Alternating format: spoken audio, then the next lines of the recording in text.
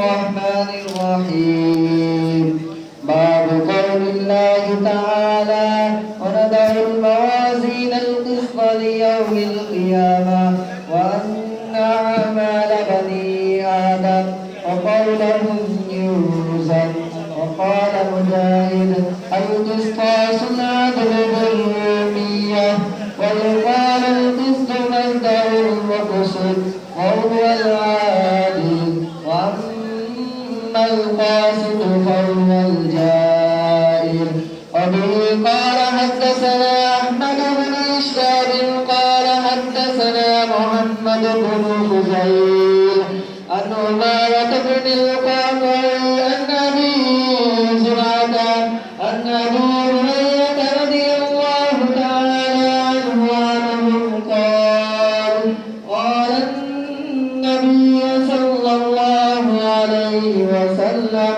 كلمتان حبيبتان إلى الرحمن خفيفتان على اللسان ثقيلتان في الميزان سبحان الله وبحمده سبحان الله العظيم.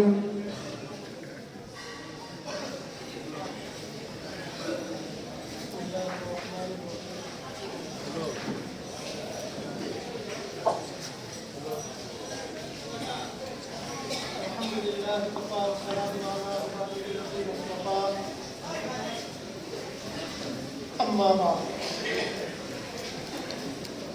मुहतरम हजरत उलमाए कराम अज़ीज़ सलाम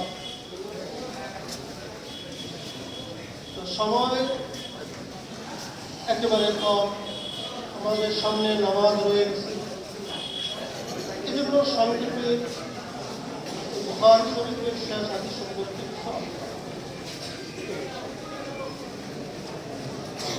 আলহামদুলিল্লাহ এটা আমাদের সামনে যে কিতাব সংক্ষেপে আমরা এই কিতাবকে বুখারী শরীফ বলি কিন্তু তার আসল নাম হলো আল জামিউস সহিহ আল মুসনাদুল মুখতাসার মিন উমুরি রাসূলিল্লাহ সাল্লাল্লাহু আলাইহি ওয়া আন সুনানিহি ওয়া আইয়ামিহি। আল্লাহ রাব্বুল আলামিন ইমাম বুখারী রাহমাতুল্লাহ আলাইহিকে যেভাবে কবুল করেছেন এইভাবে তার কিতাব বুখারী শরীফকে কবুল করেছেন এবং যারা বুখারী শরীফ পড়ে এবং পড়া তাদেরকেও আল্লাহ রাব্বুল আলামিন কবুল করেছেন। আল্লাহ রাব্বুল আলামিন ইমাম বুখারী রাহমাতুল্লাহ আলাইহিকে তার ইখলাস লিল্লাহিয়াতের কারণে কবুল করেছেন। আপনারা জানেন যারা হাদিসের ছাত্র উলামায়ে কেরাম ইমাম বুখারী রাহমাতুল্লাহ আলাইহি এই কিতাব 16 বছর সময় নিয়ে কত কষ্ট করে রচনা করেছেন যে প্রতিটি হাদিস লেখার আগে তিনি গোসল করেছেন, ইস্তিখারা করেছেন, 2 রাকাত নামাজ আদায় করার পরে তার যদি ইয়াকিন হয়েছে যে এটা রাসূলের হাদিস তখন তিনি হাদিস লিখেছেন। এইভাবে 6 লক্ষ হাদিস ছানবিন করে 16 বছর সময় নিয়ে প্রতিটি হাদিস লেখার আগে তিনি গোসল করেছেন, ইস্তিখারা করেছেন, 2 রাকাত নামাজ আদায় করেছেন, তারপরে একটি হাদিস লিখেছেন। এমনকি ইমাম বুখারী রাহমাতুল্লাহ আলাইহি এই ইলমে হাদিস অর্জন করতে গিয়ে তিনি অনেক ত্যাগ স্বীকার করেছেন, অনেক কুরবানি করেছেন। এমনকি 40 বছর পর্যন্ত তিনি তরকারি ছাড়া শুধু শুকনা রুটিতে জীবন যাপন করেছেন, অনেক ত্যাগ স্বীকার করেছেন, অনেক কুরবানি করেছেন। আজকে সেই ইমাম বুখারী রাহমাতুল্লাহ আলাইহি বুখারী শরীফের শেষ হাদিস আমরা এখন আলোচনা করব। তো ইমাম বুখারী রাহমাতুল্লাহ আলাইহি এটা কিতাবুত তাওহীদের শেষ বাব। ইমাম বুখারী রাহমাতুল্লাহ আলাইহি তার কিতাব শুরু করেছিলেন বাবুন কাইফা কানা বদরুল ওয়াহি ইলা রাসূলিল্লাহ সাল্লাল্লাহু মানে বদরুল ওয়াহির কাজ। বদরুল ওয়াহি এটা মূলত বুখারী শরীফের একটা ভূমিকা। আর বদরুল ওয়াহির মাঝে যে হাদিস নিয়ে আসছে ইন্নামাল আমালু বিন্নিয়াত,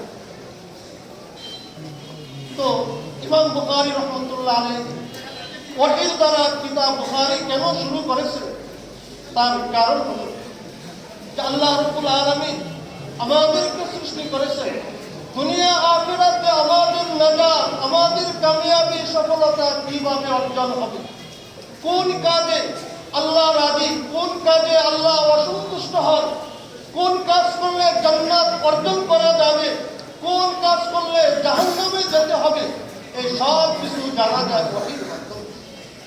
তাই ইমাম বুখারী রাহমাতুল্লাহ আলাইহি তার এই মুবারক পবিত্র কিতাব বুখারী শরীফকে বদরুল ওয়াহি দ্বারা শুরু করেছেন। আর সেখানে ইন্নামাল আমালু বিন্নিয়াত হাদিস এনে আমাদেরকে এই তালিম, এই শিক্ষা দিয়েছেন যে তোমরা যে কোনো কাজ করবে আগে নিয়ত করতে হবে। কারণ নিয়ত যদি ভালো থাকে তাহলে অল্প আমল করলেও বরকত হবে, আর নিয়তের মাঝে যদি গড়বড়ি থাকে তাহলে শত কাজ করলেও কোনো ফায়দা হবে।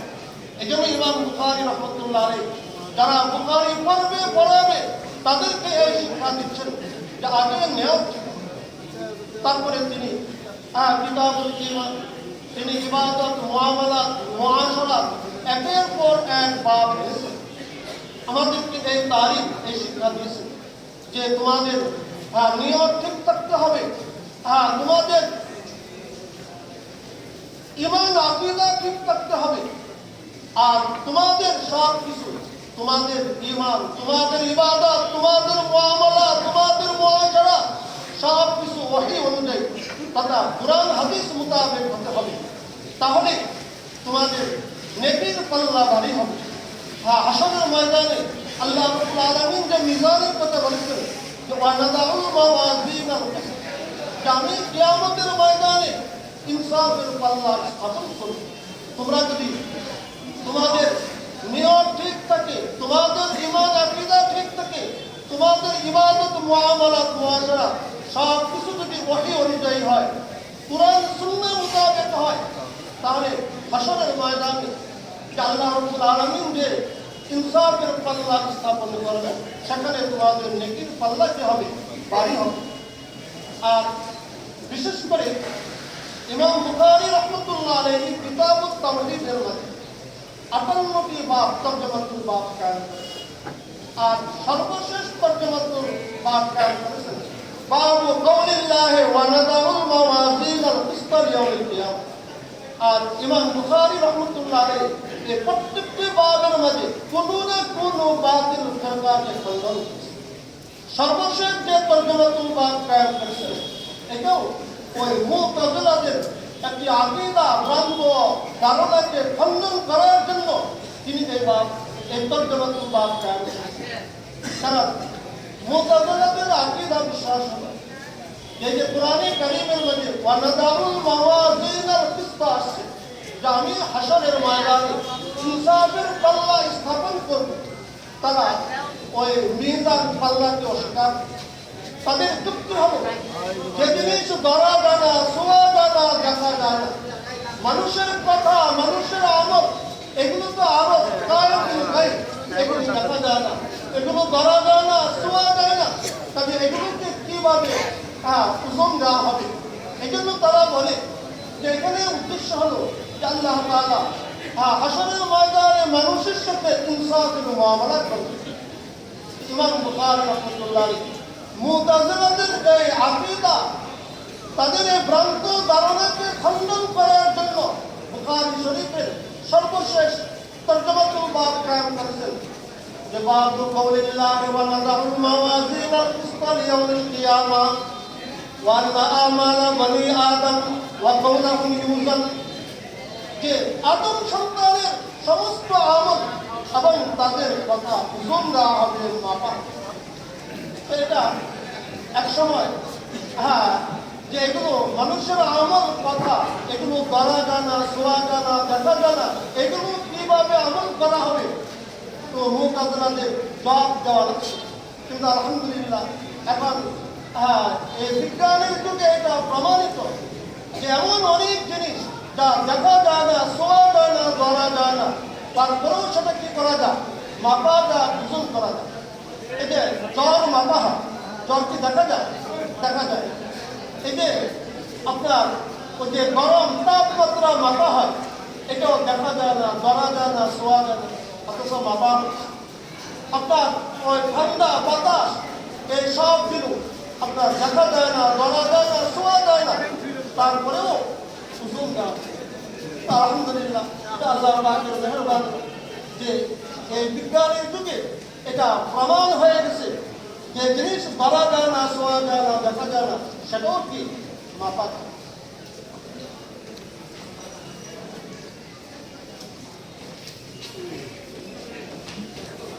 তারপরে বলতেছেন ওয়াকালা মুজাহিদ আল কিসতাসু আল আদল বিররুমি। ইমাম বুখারী রাহমাতুল্লাহ আলাইহি যে আদল অভ্যাস, যে কোনো কঠিন শব্দ আসে তিনি তার তাহকিক বিশ্লেষণ করেন। তো এখানে যেহেতু তরজমাতুল বাবের মধ্যে আল কিসত শব্দ আসে, এই জন্য তিনি বলতেছেন যে মুজাহিদ বলেন যে আল কিসতাসু আল আদলু বিররুমিয়া, যে কিসতাস এটা রুমি ভাষায় এটা ইনসাফ নয়, যে ওয়াজিনু বিল কিসতাসিল মুস্তাকিম, এটা কোরআন শরীফে আসছে। তো এটাও কিসতের একটা মুনাসিব শব্দ, এই জন্য ইমাম বুখারী রাহমাতুল্লাহ আলাইহি উল্লেখ।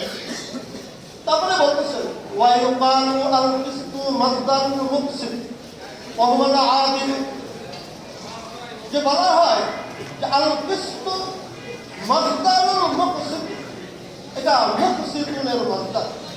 এই বিষয়টা এটা অনেকটা অস্পষ্ট মনে হবে, জটিল মনে হবে যে আল মুকসিব এটা বাবে ইফালের ইসমা ফাইল, তো বাবে ইফালের মাসদার হবে আল ইকসাতুল যুল, তো আল কিসতু এটা মুকসিদের মাসদার কিভাবে?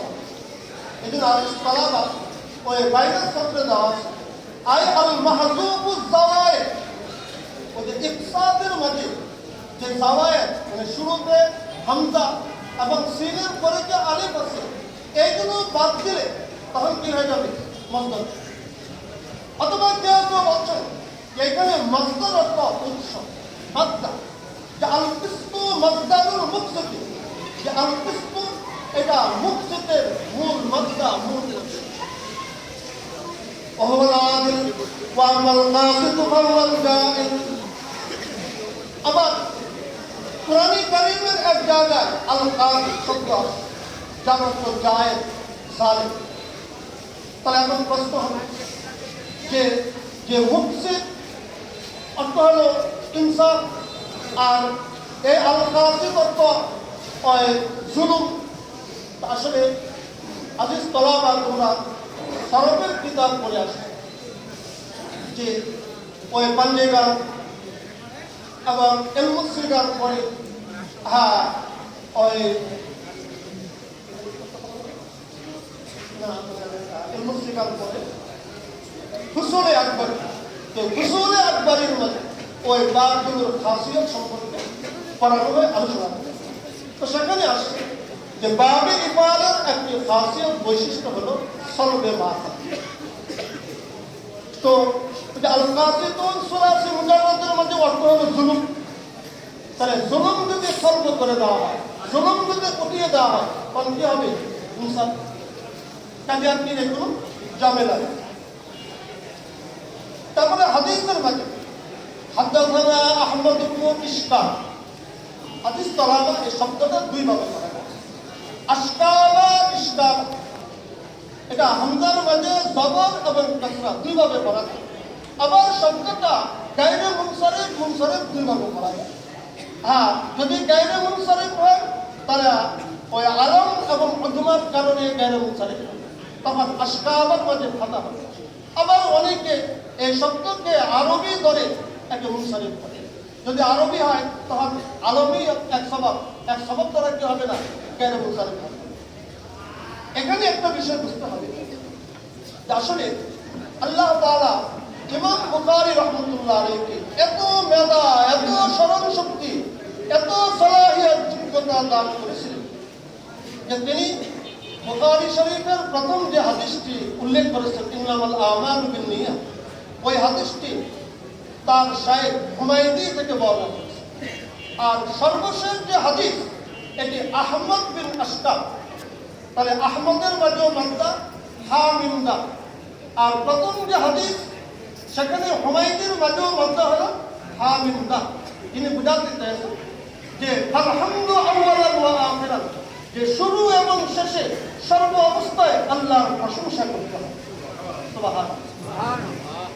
তবে আরেকটি আশ্চর্যের বিষয় হলো যে ইমাম বুখারী রাহমাতুল্লাহ আলাইহি প্রথম যে হাদিসটি নিয়েছেন সেই হাদিস হযরত উমর ফারুক রাদিয়াল্লাহু তাআলা আনহু বলেন, তিনি একজন মুহাজির সাহাবী। আর সর্বশেষ যে হাদিস এটা হযরত আবু হুরায়রা রাদিয়াল্লাহু তাআলা আনহু থেকে বলেন, তিনিও মুহাজির। তো ইমাম বুখারী রাহমাতুল্লাহ আলাইহি এইদিকে ইঙ্গিত করতে চাচ্ছেন যে আমাদেরকেও একদিন এই দুনিয়া থেকে হিজরত করে আখিরাতে যেতে হবে, কাজে আমাদেরকে আখিরাতের জন্য প্রস্তুতি গ্রহণ করতে হবে। এইভাবে ইমাম বুখারী রাহমাতুল্লাহ আলাইহি আমাদেরকে ওই প্রথম হাদিস হযরত উমর রাদিয়াল্লাহু তাআলা আনহু আর সর্বশেষ হাদিস হযরত আবু হুরায়রার হাদিস উল্লেখ করে আমাদেরকে ইঙ্গিত করেছেন যে আমাদেরকেও এই দুনিয়ার মায়া মমতা ছেড়ে আখিরাতের দিকে হিজরত করতে হবে। কাজে এখন থেকে আমাদেরকে কি করতে হবে? হিজরতের প্রস্তুতি গ্রহণ করতে হবে।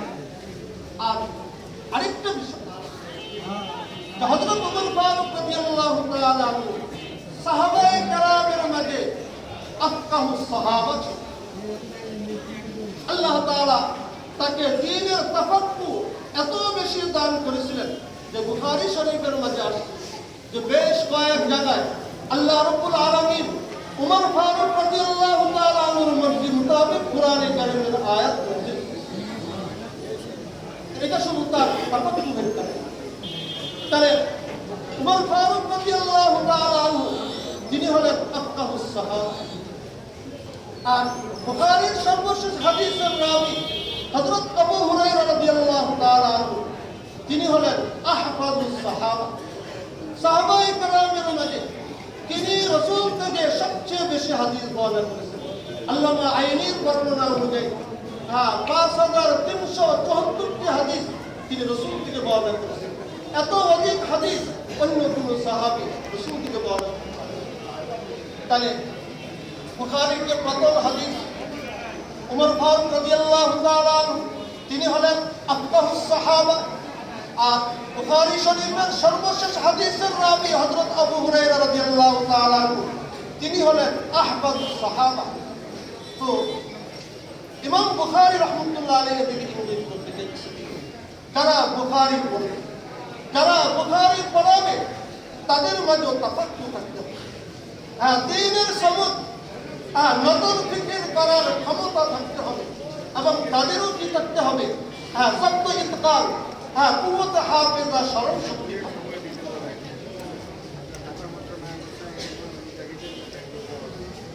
عن ابي هريره رضي الله تعالى عنه قال قال النبي صلى الله عليه وسلم كلمتان حبيبتان الى الرحمن خفيفتان على اللسان ثقيلتان في الميزان سبحان الله وبحمده سبحان الله العظيم। যে রাসূল বলেন যে দুইটি কালিমা দয়া করে আল্লাহর নিকটে অতি প্রিয়। এখানে হাদিস কালাম একটা বিষয়, এখানে কালিমাতানে বলে কালাম, আর এটা আরো কালামের উপর কালিমার ইস্তেমাল ব্যবহার। যেমন ওই কালিমায়ে তাওহীদ বলতে লা ইলাহা ইল্লাল্লাহ মুহাম্মাদুর রাসূলুল্লাহ পুরা কালাম কইলা। কালিমায়ে শাহাদাত বলতে আশহাদু আল্লা ইলাহা ইল্লাল্লাহ ওয়া আশহাদু আন্না মুহাম্মাদার রাসূলুল্লাহ পুরা কালাম কইলা। ঠিক এইখানেও কালিমা বলতে কালাম। তো রাসূল বলেছেন যে দুইটি কালিমা আল্লাহ রাব্বুল আলামিনের নিকটে অতি প্রিয়, হাবিবাতান আলাল লিসান, কিন্তু জবানে হালকা, মানে এই দুইটা বাক্য পাঠ করতে, বলতে, উচ্চারণ করতে অতি সহজ। সাকিলাতান ফিল মিজান। কিন্তু আমলের পাল্লার মাঝে এই দুইটা কালিমা অনেক ভারী, অনেক ওজনী হবে। সুবহানাল্লাহি ওয়া বিহামদিহি সুবহানাল্লাহিল আযীম। আরেকটা বিষয় আমাদের বুঝতে হবে যে ইমাম বুখারী রাহমাতুল্লাহ আলাইহি ইন্নামাল আমালু বিন্নিয়াত প্রথম যে হাদিসটি নিয়ে আসছে যে নিয়ত ঠিক করতে হবে। তো নিয়ত ঠিক কোথায় করতে হবে? দুনিয়াতে। আর ওই আমল ওজন করা হবে কোথায়? আখিরাত। তাহলে আমল ওজনের কাজ হবে আখিরাত, আর নিয়ত ঠিক করতে হবে দুনিয়াতে। তো ইমাম বুখারী রাহমাতুল্লাহ আলাইহি দুনিয়ার আমল দ্বারা তার কিতাব শুরু করেছিলেন, আর আখিরাতের আমল দ্বারা তার কিতাব শেষ করেছিলেন। তো সংক্ষেপে কিছুটা আলোচনা করা হবে। তো আমরা ইনশাআল্লাহ সবাই চেষ্টা করব ইমাম বুখারী রাহমাতুল্লাহ আমাদেরকে যে শিক্ষা দিয়েছেন যে আমাদের দুনিয়া আখিরাতের নাজাত মুক্তি পেতে হলে আমাদেরকে তিনটি সবক দিয়েছে। এক হলো নিয়ত ঠিক করতে হবে, দ্বিতীয় হলো ঈমান আকীদা ঠিক করতে হবে, 3 নম্বর হলো আমাদের যাবতীয় ইবাদত বন্দেগী, আমাদের মুআমালাত, আমাদের মুআশারা সব কিছু ওহী অনুযায়ী অর্থাৎ কোরআন সুন্নাহ মোতাবেক হতে হবে। তাহলে আল্লাহ তাআলা হাসরের ময়দানে যে আমলের জন্য পাল্লা স্থাপন করবে সেখানে নেকির পাল্লা বাড়ি হবে। আর আল্লাহ তাআলা বলেও দিয়েছেন ফামান সাকুয়াত মাওয়াজিনুহু ফাউলাইকা হুমুল মুফলিহুন। সেদিন যাদের নেকির পাল্লা বাড়ি হবে তারা কামিয়াব হবে, সফলকাম হবে। ومن خفت موازينه فأولئك الذين خسروا أنفسهم في جهنم خالدون। আর যাদের নেকির পাল্লা হালকা হবে তারা নিজেদের ক্ষতিগ্রস্ত হবে, তারা চিরদিন জাহান্নামে থাকবে। এই জন্য আমরা আল্লাহর কাছে দোয়া করব আমাদের প্রত্যেকের নেকির পাল্লা যেন বাড়ি হয়, আমরা যেন কামিয়াব সফল কাম হতে পারি। এই জন্য আমরা আল্লাহর কাছে দোয়া করব। ইনশাআল্লাহ আল্লাহ তাআলা আমাদের সবাইকে তৌফিক দান।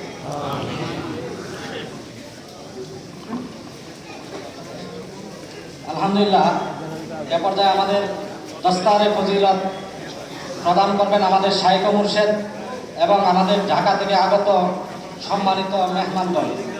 আমি ছাত্রদের নাম ধারাবাহিকভাবে উল্লেখ করতেছি, তোমরা এদিকে এসে পাগড়ি নিয়ে আবার জায়গায় বসে যাবে।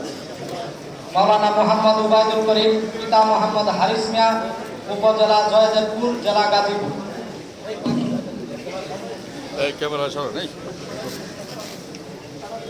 মাওলানা মোহাম্মদ সাখাত হোসেন, পিতা মফিজউদ্দিন, উপজেলা হালুয়াঘাট, জেলা ময়মনসিংহ।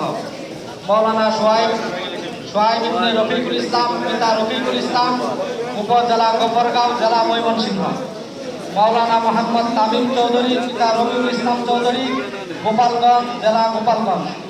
মাওলানা মোহাম্মদ আবরারুল হক, পিতা হাজী বাদশাহ মিয়া, উপজেলা সিংগাইর, জেলা মানিকগঞ্জ। হাফেজ মাওলানা মোহাম্মদ মাহরুফ হোসেন, পিতা নূর আলম, উপজেলা ভেড়ামারা, জেলা কুষ্টিয়া। হাফেজ মাওলানা মোহাম্মদ রুহুল আমিন মীর, পিতা মোহাম্মদ মুসলিম মীর, উপজেলা চিতলমারী, জেলা বাগেরহাট। মাওলানা মোহাম্মদ মুস্তাকিম, পিতা আশরাফ আলী, উপজেলা জয়দেবপুর, জেলা গাজীপুর। মাওলানা মোহাম্মদ আব্দুর রহমান, পিতা মিরান হোসেন, উপজেলা দৌলতপুর, জেলা মানিকগঞ্জ। মাওলানা মোহাম্মদ মঞ্জুরুল ইসলাম, পিতা মোহাম্মদ আইনাল হক, চরঘাট, রাজশাহী। মাওলানা মোহাম্মদ মিজানুর রহমান, পিতা আব্দুল গফুর, উপজেলা মদন, জেলা নেত্রকোনা। মাওলানা মোহাম্মদ আবুল হাসান, পিতা হযরত আলী, উপজেলা ভুয়াপুর, জেলা টাঙ্গাইল। মাওলানা মোহাম্মদ আল আজিম, পিতা আজহারুল ইসলাম, উপজেলা ঘিওর, জেলা মানিকগঞ্জ। মাওলানা মোহাম্মদ ইমরান হুসাইন, পিতা আইয়ুব হোসেন, উপজেলা যশোর, জেলা যশোর। মাওলানা মোহাম্মদ জুনায়েদ আল হাসান, পিতা মাওলানা আব্দুল হালিম, উপজেলা দৌলতপুর, জেলা মানিকগঞ্জ। হাফেজ মাওলানা মোহাম্মদ মেহেদী হাসান, পিতা আবু তাহের, উপজেলা মুক্তাগাছা, জেলা ময়মনসিংহ। মৌলানা মোহাম্মদ আবু বকর, পিতা মোহাম্মদ আক্কাস আলী, উপজেলা ভালুকা, জেলা ময়মনসিংহ। এই 18 জন ছাত্র আমাদের মাদ্রাসা থেকে দাওয়া হাদিস সমাপন করেছেন।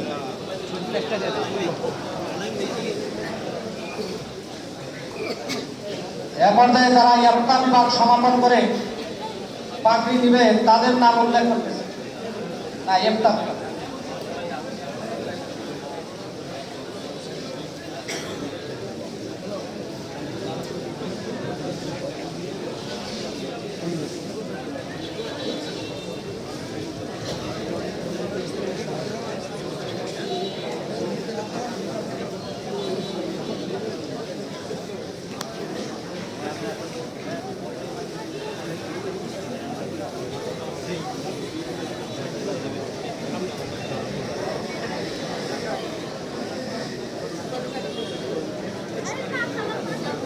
ইফতা বিভাগ